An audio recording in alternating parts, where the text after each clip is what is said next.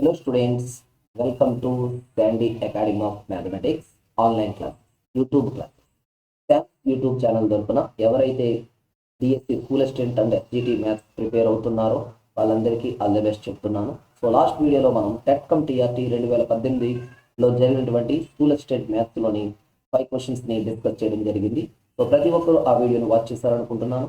So దాన్ని ఎలాగైతే మీరు పూర్తిగా వాచ్ చేశారో, ఎలాగైతే నేర్చుకున్నారో అదేవిధంగా ఈ వీడియోను కూడా మీరు పూర్తిగా వాచ్ చేయండి. మీకు నచ్చినట్లయితే లైక్ చేసి మీ ఫ్రెండ్స్ అందరికీ షేర్ చేయండి. ఇంకా మన ఛానల్ ఎవరైతే సబ్స్క్రైబ్ చేసుకోలేదో వాళ్ళు వెంటనే ఈ Sandy academy of mathematics YouTube ఛానల్ని వెంటనే సబ్స్క్రైబ్ చేసుకోండి. ఇంకా ఆలస్యం చేయకుండా మనం క్వశ్చనరీకి వెళ్ళిపోదాం. సో ఫస్ట్ క్వశ్చన్ చూడండి. డిమోవియర్స్ థీరం అనొచ్చు, లేదా కాంప్లెక్స్ నెంబర్స్ అనొచ్చు. ఆ రెండింటికి సంబంధించిన question. X equal to 6 alpha, y equal to 6 beta అయితే x cube y power 4 minus 1 by x cube y power 4 అంటున్నారు. సో నేను ఎక్స్ మైనస్ 1 బై జెడ్ గా అనుకుంటున్నాను. ఎక్స్ మైనస్ 1 బై జెడ్ ఇది అంటే ఇక్కడ Z equal to X cube y power 4 గా తీసుకుంటున్నాను. ఓకే, సో ఇప్పుడు ముందు ఎప్పుడైనా మీకు కాంప్లెక్స్ నెంబర్స్ గురించి కానీ డిమోయిస్ థియరీ గురించి చెప్పినప్పుడు 6 ఆల్ఫా హోల్ పవర్ ఎన్ అని ఉందనుకోండి, అది 6 ఆఫ్ ఎన్ ఆల్ఫా అవుతుంది. మర్చిపోకండి, ఎదరకు వస్తుంది. సో ఇక్కడ ఎక్స్ క్యూబ్ అంటే 6 3 ఆల్ఫా, అలాగే వై పవర్ 4 అంటే 6 4 బీటా వస్తుంది. Next 6 okay 6a into 6b అనే సూత్రంలో మనం 6 ఆఫ్ ఏ ప్లస్ బిగా రాయొచ్చు. 6 ఆఫ్ ఏ ప్లస్ బిగా రాయొచ్చు. అలాగే 6a బై 6b అని కనబడితే దీన్ని 6 ఆఫ్ ఏ మైనస్ బిగా రాయొచ్చు. అలాగే 6a ప్లస్ ఓకేనా 6 ఆఫ్ మైనస్ ఏ అని ఎక్కడ నాకు కనబడితే గనక 2 కాస్ ఏ అని రాయొచ్చు. 6a మైనస్ 6 ఆఫ్ మైనస్ ఏ అని కనబడితే దాన్ని 2i sin ఏగా రాసుకోవచ్చు. ఓకే, సో గుర్తుపెట్టుకోండి. Okay, 1 by Z equal to 6 alpha అయితే 1 by Z equal to 6 of minus alpha అవుతుంది. మైనస్ ఆల్ఫా అవుతుంది. సో ఆ కండిషన్ ఇక్కడ వాడచ్చు. జెడ్ మైనస్ 1 బై జెడ్ అంటే 2i sin ఏ.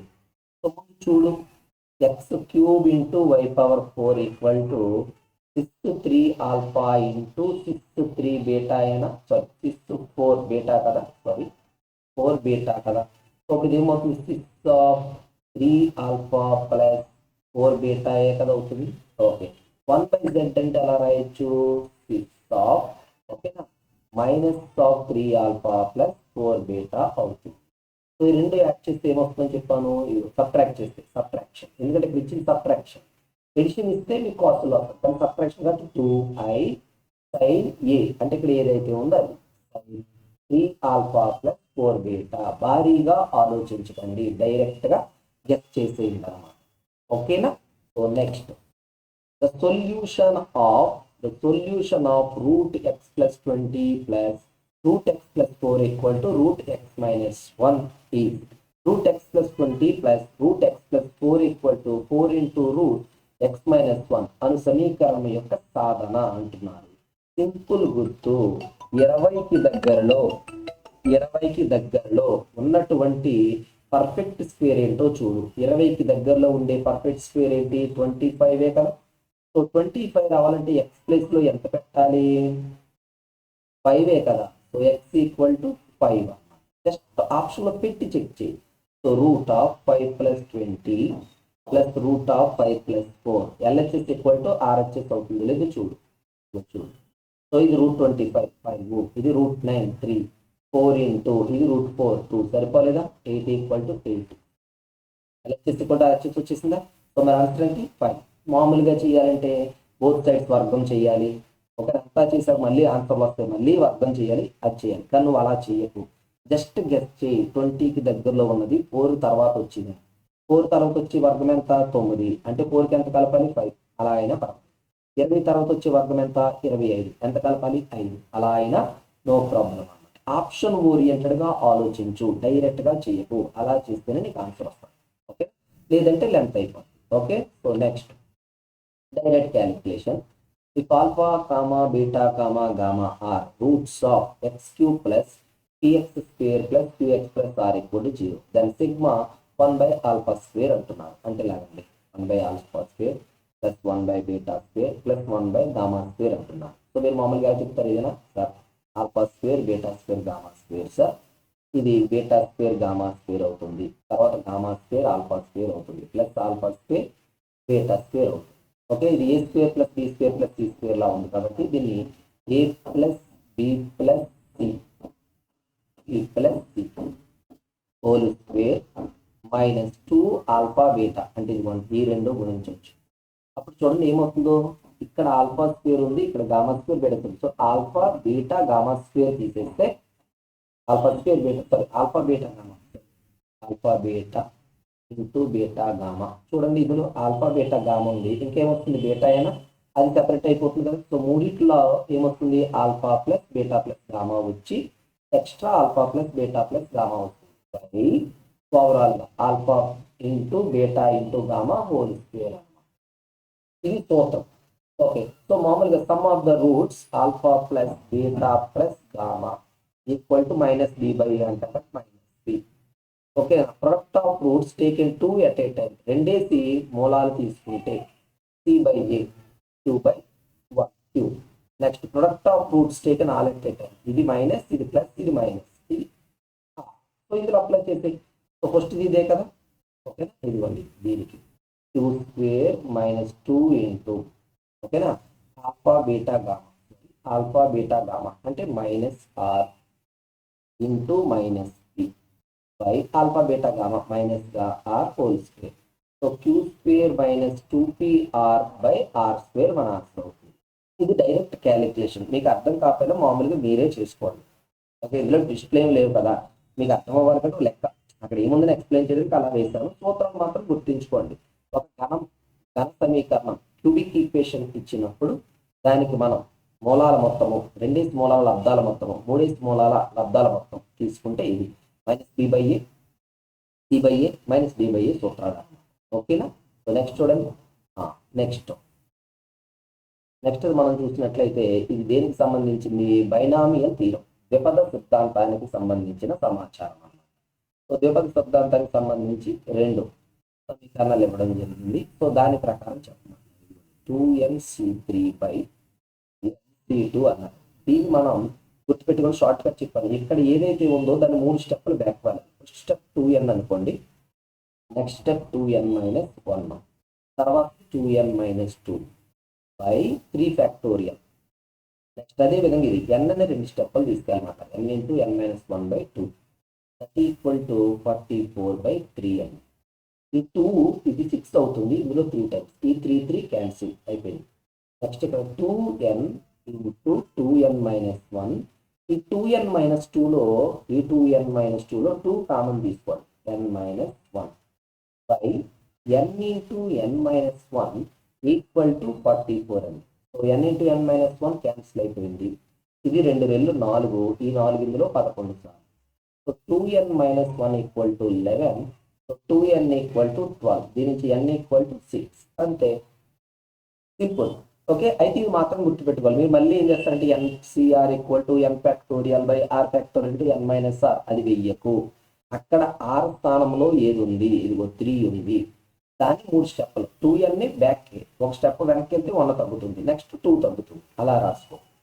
అలాగే NC2 కూడా అలా రాస్తే ఈజీగా ఉంటుంది. Okay, next the coefficients of x power 7 and x power 8 into plus x by 3 whole to the power of n are equal, then n equal to అని అంటున్నారు. ఓకేనా, so 2 plus x by 3 whole power n యొక్క విస్తరణలో x power 7 మరియు x power 8 గుణకములు సమానంగా ఉన్న n విలువ అంటున్నారు. a plus x whole power n విస్తరణలో సాధారణ పదానికి సూత్రం చెప్తున్నటువంటి r plus 1 equal to NCR into x power n-r into y power r.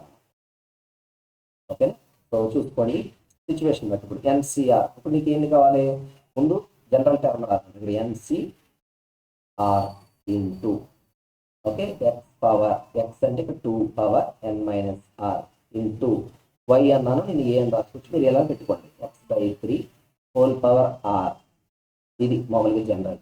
కాకపోతే ఎక్స్ పవర్లో 7 8 సమానం అంట. అంటే ఇక్కడ 7 పెడితే ఎంత ఉంటుంది, 8 పెట్టినా అంతే ఉంటుంది, అంతే కదా. So NC 7 into 2 power n - 7 into x/7/3/7 equal to NC 8 into, ఎందుకని ఇక్కడ 8 పెట్టచ్చు కదా, 2 power n - 8 ఇంటూ x/8/3/8. ఓకేనా. ఇంక ఈ గుణకాలు కూడా వదిలే, ఇది మీకు అనవసరం పడుతుంది. ఇది సమానం అన్నారు. ఈ 3/7 ఇందులో ఒక్కసారి, ఈ 2 power 9 n-7 2 power n-8 కొట్టేస్తే 2 power -1 ఉంటుంది. అంటే ఇదిగో NC7 equal to NC8 into 2 power -1 into 1/2. ఓకేనా. సో NC8/NC7 ఈక్వల్ టు, ఈ 2 power -1 అంటే 1/2 అయినా ఇలా రాయొచ్చు కదా, అంటే 1/6 కదా, ఇటు వస్తే అంత 6 అయినా సరిపోయిందా. ఓకే, ఇప్పుడు జాగ్రత్త గుర్తుపెట్టుకోండి, మీకు ఎప్పుడైనా సరే NCR/NCR-1 ఇలా ఉందంటే పక్క పక్కనే ఉన్నప్పుడు నువ్వు ఈ సూత్రం వాడతాం, n-r-1/r అని వాడతాం. సో ఈ పక్క పక్కనే ఉన్నాయి కదా, ఇప్పుడు n-, ఓకే, ఇది r 8 -1 7 8 that equal to 6, ఎందుకంటే r అదే కాబట్టి n-7 equal to 8 6 48. So n equal to 48 plus 7 that equal to 55. So మన ఆన్సర్ ఆప్షన్ 2. కొంచెం లెంతీగా ఉంటుంది, బట్ కండిషన్స్ గుర్తున్న వాళ్ళు చేయగలరండి. విపరీత సిద్ధాంతంతో ఉన్న సమస్య ఏంటంటే ఆ నియమాలు గుర్తున్న వాళ్ళు మాత్రమే చేయగలరు, మిగతా వాళ్ళు చెయ్యరు. కాబట్టి మీరు ఫోకస్ చేయాల్సింది ఈ ఫార్ములా మీద చేయాలి. సో ఇది గమనిస్తే ఈ 5 క్వశ్చన్స్ కొంచెం లాజికల్గా ఈజీగానే ఉన్నాయి. ఓకేనా. లేదంటే సూత్రాలు గుర్తించుకోవాలి, మీకు అర్థమవుతుందా. సో ఇదంతా ఆల్జీబ్రా ఓరియంటెడ్ క్వశ్చన్సే ఇచ్చారు. ఓకేనా. సో 5 క్వశ్చన్లు నేను చెప్పాను మీకు, ఓవరాల్గా మీకు మొత్తం ఒక 10 క్వశ్చన్ల దాకా కనబడుతున్నాయి స్కూల్ లెవెల్, ఇంటర్మీడియట్ లెవెల్. కాబట్టి ఇంకా ఇందులో మనకి theory of equation, permutation, combination కూడా ఇందులోకి వస్తున్నాయి. మ్యాట్రిసెస్, మ్యాథమెటికల్ అవి కూడా కలుపుకోండి, మరి ఎన్ని వస్తున్నాయి. ఓకేనా. సో ఇది స్టూడెంట్స్ టోటల్గా మనకి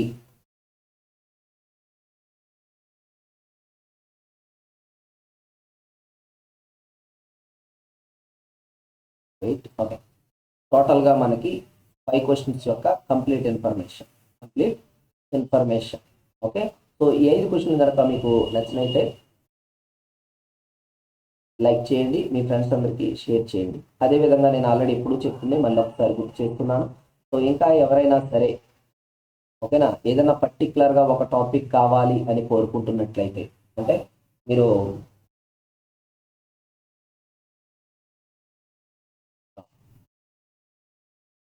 పర్టికులర్గా సార్ మేము ఇదే ఒక టాపిక్లో ఇబ్బంది పడుతున్నాం, అది వస్తే ఈ టైం ప్లస్ అవుతుంది, ఆల్రెడీ మేము సబ్జెక్ట్ ప్రిపేర్ అయిపోయాము, ప్రీవియస్ ఇయర్ పేపర్స్ ఏమో యూట్యూబ్ ఛానల్లో చూసుకుంటున్నాము, మీ ఛానల్లో సరిపోతుంది, గ్రూప్లో ఉన్నాము, కొన్ని బిట్స్ చూసుకుంటున్నాం. అది కాకుండా ఏదో ఒక టాపిక్ మాకు డౌట్ ఉంది సార్, ఫలానా బేసిక్ గణితం ఇంటర్ మాకు రాదు సార్, దీనికి ఏమైనా మీరు రికార్డింగ్ సెషన్స్ ప్రొవైడ్ చేస్తారా అంటే మనం చేస్తున్నాము. ఓకే. స్కూల్ అసిస్టెంట్ మ్యాథ్స్ వచ్చేటప్పటికి ఎంత తీసుకుంటున్నాము, ఒక్కొక్క టాపిక్కి 350 రూపీస్ తీసుకుంటున్నాం. ఈ 14 టాపిక్స్ ఇక్కడ శ్రేణి మీద కనబడుతున్నాయి కదా, ఇందులో మీరు ఏ టాపిక్ అయినా చూస్ చేసుకుంటే అసిస్టెంట్ వాళ్ళకి 350 తీసుకుంటున్నాము. ఎస్జిటి వాళ్ళకి అన్నీ అక్కర్లేదు, 6 చాలు. సంభావ్యతలో బేసిక్స్ కావాలి. ఓకే. వీటిలో ఏదైనా కావాలి అంటే 250 రూపాయలు తీసుకుంటున్నాము ఎస్జిటి వాళ్ళకి. ఓకేనా. సో మీకు కనుక కావాలి అని అనుకుంటే మీరు ఏ క్లాస్ కావాలో దానికి పేమెంట్ చేసేసి బోర్డు మీద స్క్రీన్ మీద కనిపిస్తుంది కదా ఆ నెంబర్కి మీరు ఫోన్పే కానీ గూగుల్ పే కానీ చేసేసి మీరు ఆ స్క్రీన్ షాట్ వాట్సాప్లో నాకు ఆ నెంబర్కి మెసేజ్ చేయండి. దాని మీద ఉన్న నెంబర్కి వాట్సాప్లో పంపించి ఈ టాపిక్ కావాలి నాది నేమ్ అని చెప్తే ఆ టాపిక్ జరిగిన రికార్డింగ్ వీడియోస్ అని మీకు పంపిస్తాను. ఓన్లీ టాపిక్ వైజ్ వీడియోస్ మాత్రమే పంపుతున్నాము.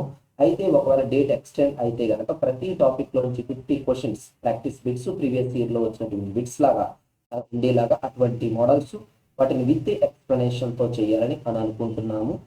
మన యొక్క ఛానల్ కూడా లాంచ్ చేసే ప్లాన్లో ఉన్నాం, యాప్ కూడా లాంచ్ చేసే ప్లాన్లో ఉన్నాం. కాబట్టి ఆ థాట్స్తో ఉన్నాయి. ప్రజెంట్ అయితే మాత్రం ఫర్ ఈచ్ టాపిక్ ఎస్జిటికి 250 రూపీస్, స్కూల్ అసిస్టెంట్కి 350 రూపీస్ అని అనుకుంటున్నాము. సో మీకు కనుక నీడ్ అయినా మీ ఫ్రెండ్స్కి ఎవరికైనా అవసరం అయితే కనుక ఇవి వాళ్ళకి షేర్ చేయండి. ఓకే స్టూడెంట్స్, నెక్స్ట్ వీడియోలో మరొక 5 క్వశ్చన్స్ యొక్క ఎక్స్ప్లెనేషన్తో మళ్ళీ కలుస్తాను.